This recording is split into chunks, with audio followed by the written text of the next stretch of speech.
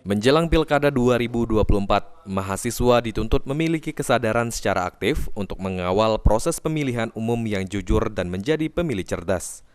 Mahasiswa agar tidak memilih para calon yang menggunakan atau memberi uang karena nantinya akan meminta kembalian.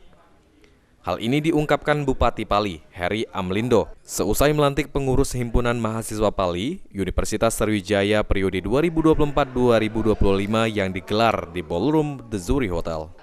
Heri Amalindo juga berpesan kepada mahasiswa untuk tetap menjaga nama baik alma mater dan nama baik orang tua, apalagi di tahun politik ini. Jangan mudah terpengaruh berita yang tidak jelas kebenarannya.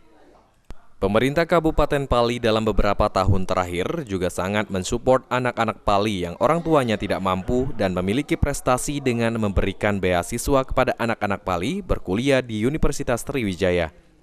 Dengan harapan supaya di Pali lebih banyak lagi SDM yang berkualitas dan kedepannya Pali bisa lebih cepat baik dan lebih maju lagi.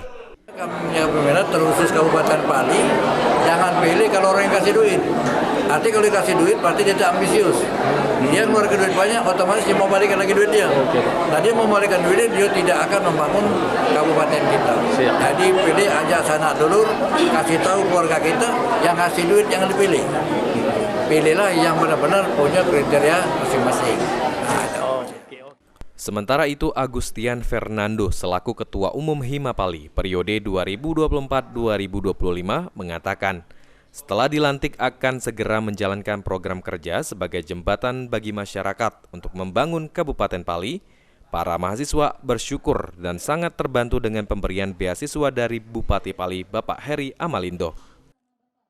Kepemimpinan Pali itu Pak Heri Amalindo karena telah banyak memberikan dukungan, support, dan khususnya untuk biaya-biaya beasiswa ini ke perguruan tinggi itu sudah lumayan bagus. Wakilan dari kedaerahan lainnya, mohon.